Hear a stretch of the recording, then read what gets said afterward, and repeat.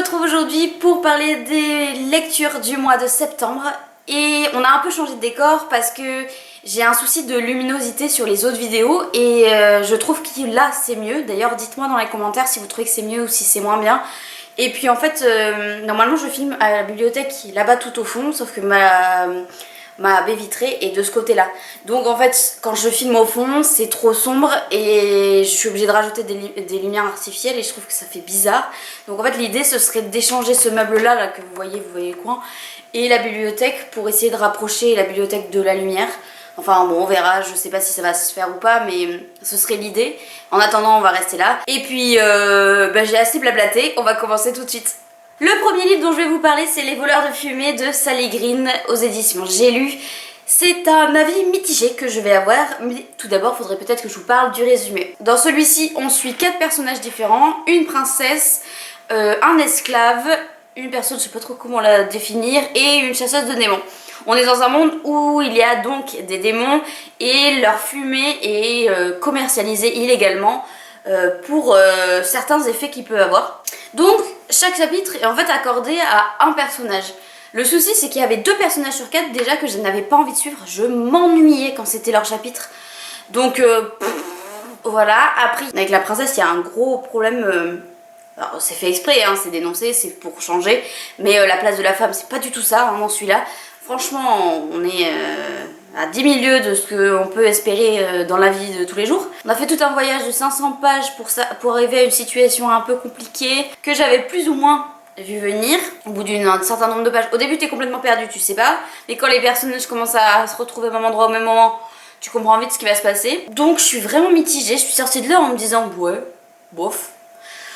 Donc je vais laisser une chance au second, voir si c'est mieux que le premier, et puis si le second c'est le même, je pense que j'arrêterai là, je lirai pas le troisième. C'était pas un mois hyper chouette niveau lecture, j'ai fait beaucoup de lectures mitigées, voire mauvaises quoi. Ensuite, j'ai lu le 2e tome de Pages & Co en VO. On est donc sur l'histoire de Tilly qui vit chez ses grands-parents car sa mère a disparu mystérieusement et ses grands-parents tiennent une librairie. Un jour, elle se rend compte qu'il y a les personnages des contes, de ses contes préférés qui sortent des livres et qui souhaitent l'aider à retrouver sa mère.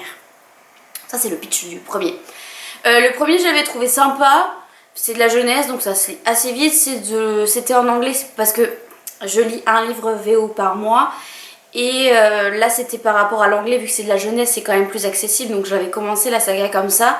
Le premier était plutôt intéressant parce qu'on découvre un monde vraiment particulier où en fait c'est des voyageurs dans les livres, les personnages, donc c'est vraiment intéressant, on se rend compte qu'il y a tout un univers dans les livres etc, c'est super intéressant. Le second je l'ai trouvé un peu ennuyeux, j'avoue, j'ai eu l'impression de tourner en rond, qu'il n'y avait pas vraiment de nouveaux éléments qui étaient apportés. Ils sont à Paris. Je peux pas vous dévoiler plus l'intrigue parce que c'est un tome 2, mais vraiment l'intrigue, pour moi, ça ne nécessitait pas autant de pages. J'ai eu l'impression que ça traînait en longueur, de pas apprendre grand chose, de se baser sur les acquis du premier sans trop apporter quelque chose sur celui-là. Vraiment, alors soit je suis passée complètement à côté, soit vraiment il est moins bien que le premier quoi. Donc selon moi toujours, hein, on revient toujours au même, selon moi. Donc je me suis vraiment ennuyée, ça faisait déjà donc 2 livres sur lesquels j'ai été mitigée. Le 3e livre lu ce mois-ci c'est Witch and God, le tome 3 de Liv Stone. J'avais lu le tome 1 et moyennement apprécié dû à la notion de mariage arrangé, même si c'est très bien fait. La notion en elle-même déjà me dérange parce que dans la vie de tous les jours, en France c'est moins le cas, mais dans d'autres pays le mariage arrangé c'est quelque chose qui a toujours cours et je pense que ces gens-là ne sont pas ravis de ceci. Donc le fait d'en voir dans les livres, j'aime pas trop. Voilà, le 2e j'avais adoré parce que c'était un peu moins axé sur la romance mais plus sur l'univers qu'il y avait autour. Parce que justement c'est cet univers qui fait que je continue les tomes parce que je trouve ça super intéressant d'avoir mélangé les dieux et les sorcières. Mais je vous ai même pas fait le pitch en fait du résumé. En fait on est dans un monde où les dieux et les sorcières se sont fait la guerre pendant très longtemps et les sorcières avaient interdit l'Olympe aux dieux et ils décident en fait un jour de se réconcilier via un mariage. Donc c'est Deimos et Ella, la première sœur, qui vont se marier. Et donc en fait dans chaque tome on suit une des 3 sœurs sorcières. Donc le premier c'était Ella, le 2e c'est Circé et le 3e c'est Médée. On en arrive au troisième et le souci c'est que, alors sans spoiler d'éléments, Médée est kidnappée et donnée à un bourreau et en fait elle va tomber amoureuse de son bourreau quoi. Pareil, c'est une trope qui me plaît pas du tout, mais pas du tout. Donc quand j'ai vu le truc venir sur Instagram, j'ai fini par demander est-ce que vous pensez qu'il vaut mieux que je continue quitte à m'énerver ou est-ce que j'arrête là. La majorité m'a dit on s'arrête là, mais sauf que je suis un peu têtue, puis je m'étais quand même bouffé 2 autres tomes de la saga, donc j'allais pas lâcher à 200 pages de la fin. Donc je l'ai fini, j'ai écouté des personnes, mais du coup je me suis énervée tout le long, voilà, parce que je l'avais senti arriver, c'est arrivé, ça m'a saoulée. Après il donne une explication un peu alambiquée du fait que oui en fait c'était fait normal, enfin bon bref c'est normal, en gros en clair l'explication c'est que c'est normal, ça devait arriver. Voilà mais moi non, en fait non, il faut pas romantiser les situations où tu te fais kidnapper et tu tombes amoureuse de ton bourreau. Non, je suis désolée mais non. Enfin bon, bref, ça chacun son opinion, s'il y en a qui aiment lire ça tant mieux. C'est vrai que c'est quelque chose qui me hérisse le poil immédiatement. Donc le troisième tome a été une mauvaise lecture dû à ce fait-là. Le monde qui est autour, toujours pareil, je l'ai adoré. Par contre, le pitch de celui-ci, j'ai dit non, c'est pas possible. Enfin, même si c'est dénoncé, même si... Enfin, c'est dénoncé. Oui, non, c'est juste qu'il nous donne une explication du fait que c'était normal qu'elle tombe amoureuse de lui. Pour moi, ça me satisfait pas, mais c'est mes goûts à moi et c'est par rapport à ma sensation du monde qui nous entoure que je pense comme ça. Bref. Donc en fait, Liveston a sorti une nouvelle trilogie tirée du même principe qui s'appelle donc Les Dieux du Temps.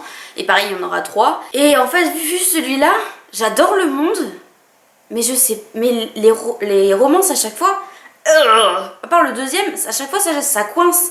Donc je sais pas si je continue ou si je m'arrête là et je lance pas la deuxième trilogie. Je sais pas, les mois à venir me le diront. J'ai lu le 4e tome des enquêtes d'Anna Swanson qui s'appelle Le Meurtre et Tarte au citron vert, il me semble, de Johan Fluck, qui est sorti chez Cherche Midi. C'est une saga de cozy mystery dans lequel on suit Anna qui est pâtissière, qui a une petite boutique dans un village. Et elle tombe toujours sur un meurtre. Et elle participe toujours à régler ce meurtre-là malgré les interdictions de la police. Bref, un cozy mystery classique en soi. Sauf que je trouve que Anna est une personne super attachante. Vraiment, c'est super chouette de suivre ses aventures, c'est léger, alors que bon, on parle quand même de meurtre, mais c'est léger, ça fait du bien. Il y a des recettes à essayer dans le livre, il y en a plein, chaque livre. J'ai jamais pris le temps d'essayer parce que je suis pas une grande fan de la cuisine. C'est léger, c'est sympa, ça coule tout seul, ça m'a fait extrêmement du bien de lire ce livre-là après 3 échecs de livres, donc je l'ai lu très très vite et il était plutôt sympa celui-là aussi. J'ai plutôt bien aimé. Après j'avais trouvé le meurtrier avant la fin, mais bon, ça c'est des choses qui arrivent. C'était cool et puis je continuerai avec plaisir, sachant que le tome 9 sort le mois prochain je crois.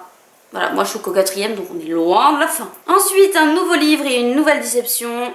C'est Le Temps des sorcières de Alix E. Harrow que j'ai lu parce que j'avais entendu plein d'avis positifs et parce que les sujets m'intéressaient. C'est quand même dans une période où c'est des femmes qui se battent pour avoir leurs droits, pour avoir le droit de vote, pour faire avancer la cause en fait. Et en fait on suit 3 sœurs qui ont une vie un peu horrible, une enfance un peu horrible et qui finissent par se retrouver parce que la vie les avait séparées.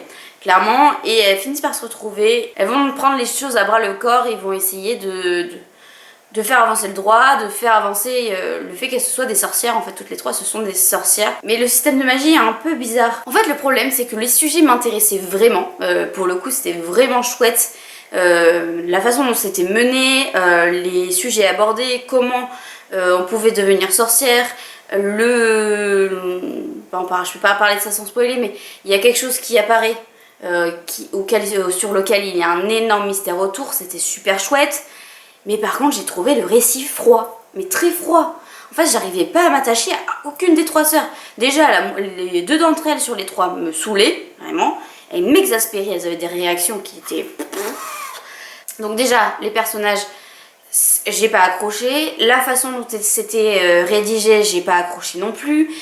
j'ai l'impression d'avoir accroché à rien. J'aimais l'univers, j'aime le système de magie, j'aime les sujets abordés, mais par contre en fait tout ce qui est déjà propre au récit en lui-même, ben, pareil, je me suis ennuyée, j'ai trouvé que les 700 pages étaient très longues, parce que justement je m'attachais pas au personnage, donc je n'en avais rien à faire de ce qui pouvait leur arriver, alors qu'il se passe des trucs injustes, alors qu'elles se battent pour une cause qui est hyper importante, et moi, ça fait un espèce de blanc complet, j'ai pas apprécié, j'ai pas aimé, bref, j'ai été déçue quoi. Ensuite, et là on passe enfin à un coup de cœur, j'ai eu un coup de cœur ce mois-ci quand même, après autant de lectures mitigées et compliquées.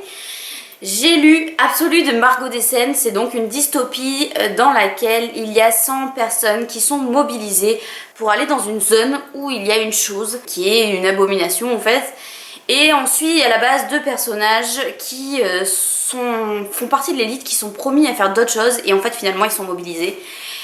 Et ils arrivent dans cette zone là, ils découvrent en fait des factions à l'intérieur de cette zone là. C'est un peu un mélange en fait entre le labyrinthe et The Hundred. Vraiment c'est vraiment un mix de tout ça, sachant que le labyrinthe je ne l'ai pas lu, je crois que j'ai vu que le premier film, et The Hundred j'ai vu que le début de la série. J'avais accroché à aucun des deux, donc déjà ça partait mal parce que déjà je lis pas beaucoup de dystopies de base, et les dystopies qui sont sorties en film, à part Divergente et Hunger Games, j'en ai pas aimé beaucoup quoi. Donc ça partait mal et pourtant en fait je l'ai dévoré. Mais vraiment je l'ai dévoré.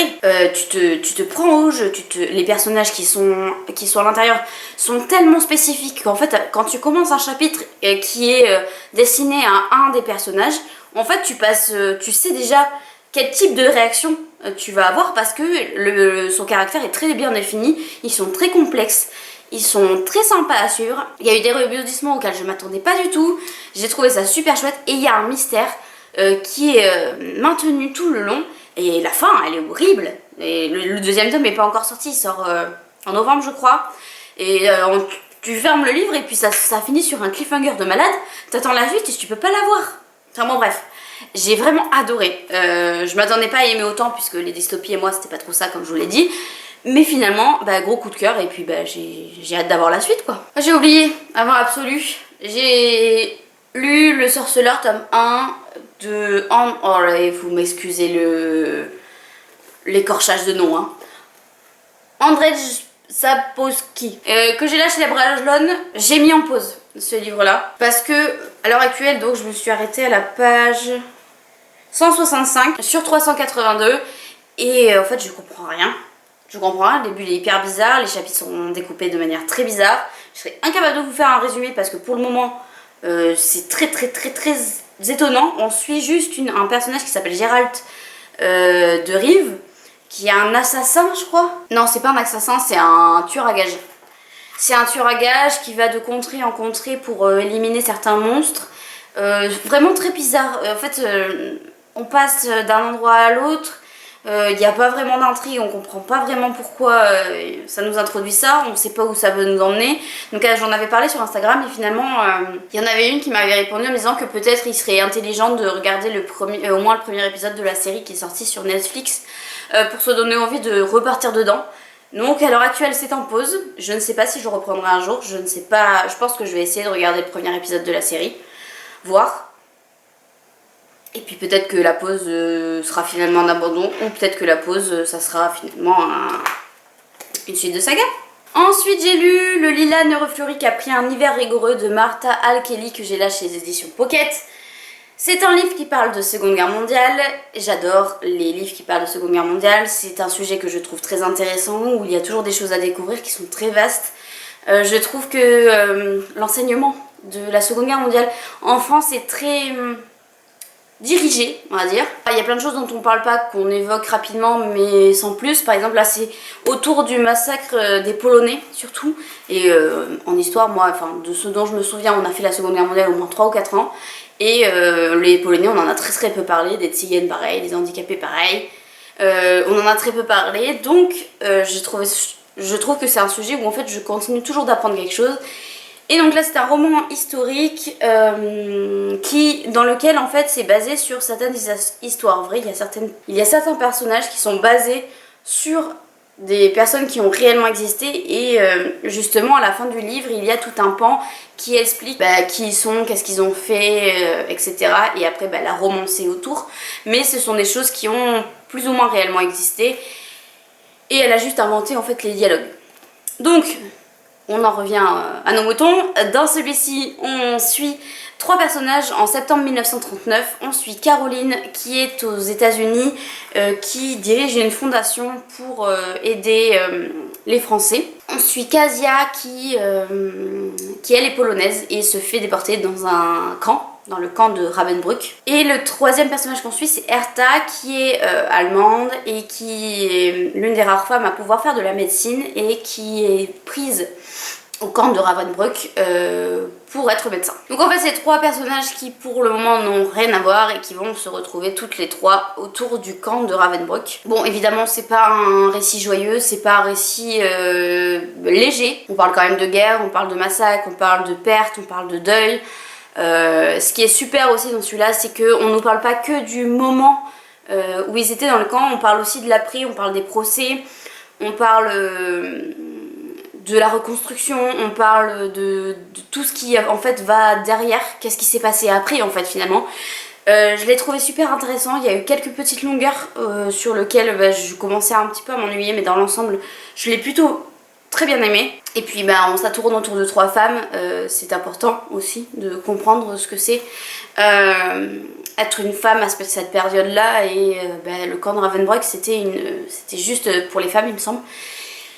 Et vraiment c'est poignant, c'est très sympa à lire, j'ai appris plein de choses et puis on parle très peu de l'après et j'ai trouvé ça super intéressant. Avant-dernier livre, j'ai lu La boîte à musique, le tome 4 de Guy Garbonne. On suit cette petite fille Nola qui peut passer d'un monde à l'autre, d'un monde parallèle à l'autre, dans le monde de Port-d'Orient pour aider ses amis et elle a toujours une petite mission à faire pour pouvoir les aider. Les dessins sont absolument incroyables, l'univers est très bien construit.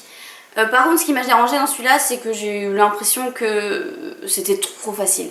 Alors il y a des thèmes importants qui sont abordés dans celui-ci mais c'est tout trop facile.